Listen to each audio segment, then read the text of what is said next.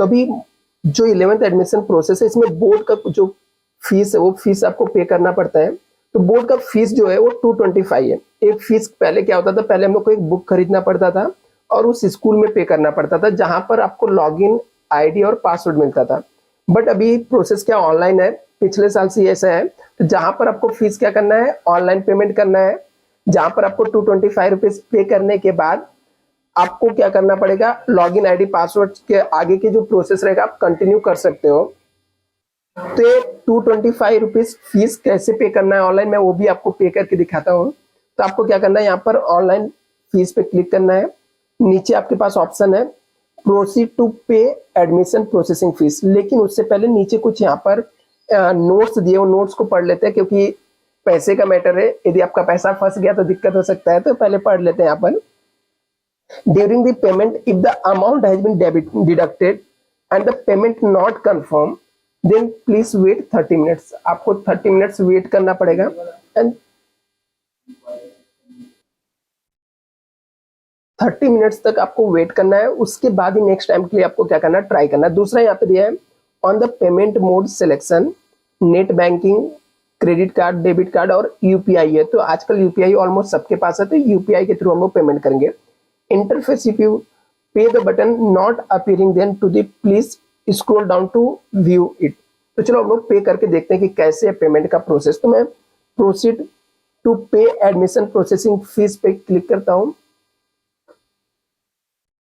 अभी हमारे पास ऑप्शन आ गया, ठीक है। यहाँ पर आपका ट्रांजेक्शन आईडी आ जाएगा, पे आईडी आ जाएगा आप यहाँ पर, और पे नेम जिसके नाम का पे कर रहे हैं वो आएगा, और फीस अमाउंट आ जाएगा 225 आपको पे करना है। तो अभी मैं प्रोसीड पे क्लिक करता हूँ।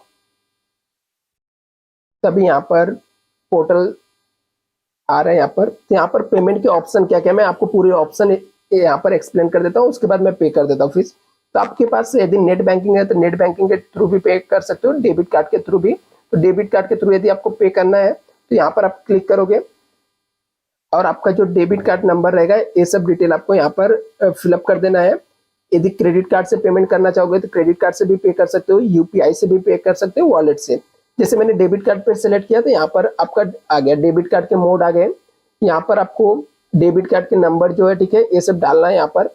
तो डेबिट कार्ड का card number, expiry date, card holder name, CVV number डालना है।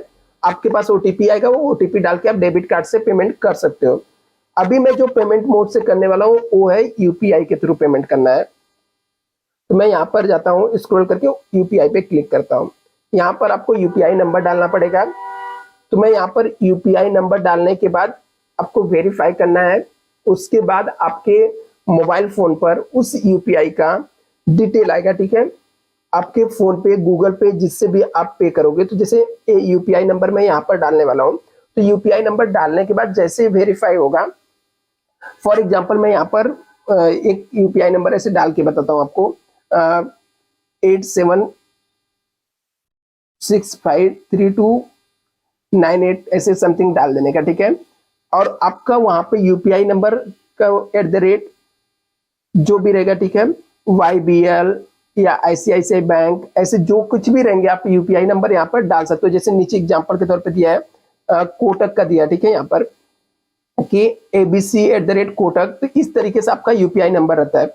अभी ऐसा भी रहता है और ऐसा भी रहता है, आपके ईमेल आईडी के थ्रू भी रहते हैं कभी। तो आप जाके ना क्या करना, आपका इसके प्रोसेस बता देता हूँ कि आपका यूपीआई नंबर कहाँ पे मिलेगा। तो यूपीआई नंबर आपको कहाँ पे मिलेगा, आपका वॉलेट जो रहेगा फोन पे या गूगल पे जो रहेगा, तो उसका जो यहाँ पे आइकॉन जो बना रहता है उसके ऊपर क्लिक करोगे तो वहां पर यूपीआई आईडी आपको लिखा हुआ मिल जाएगा। तो वहां से आप पेमेंट कर देते हो। आई थिंक बहुत सारे लोग को पता रहेगा, जिसको नहीं पता तो यहाँ से आप कर सकते हो। अभी मैं इसको यहाँ पर स्टॉप करता हूँ क्योंकि मुझे UPI original UPI ID number डालना है, तो मैं आपको शो नहीं कर सकता है। तो मैं पेमेंट के प्रोसेस को दिखाऊंगा, बट यूपीआई एड्रेस को मैं यहाँ पर हाइड कर देता हूँ।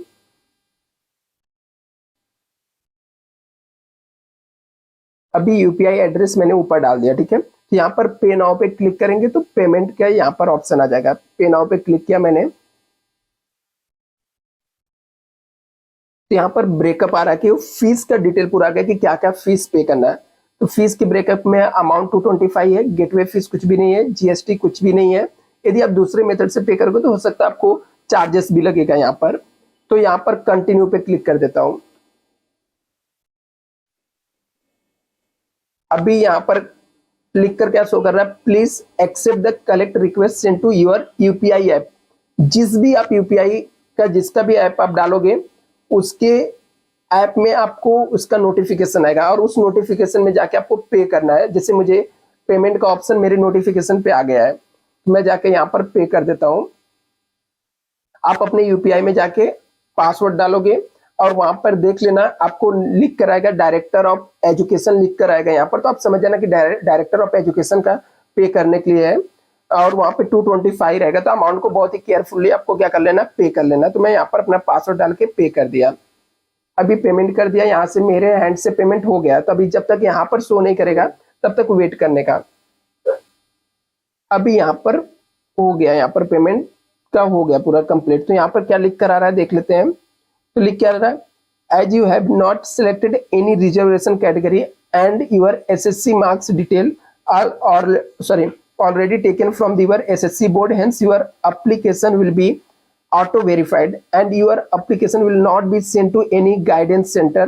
मतलब यदि आप महाराष्ट्र बोर्ड से हो और आप रिजर्वेशन कैटेगरी नहीं सेलेक्ट कर रहे तो आपका एप्लीकेशन ऑटोमेटिक क्या हो जाएगा, वेरीफाई हो गया। अभी यहाँ पर एप्लीकेशन पूरा रेडी हो गया। अभी एप्लीकेशन को लॉक कैसे करना है,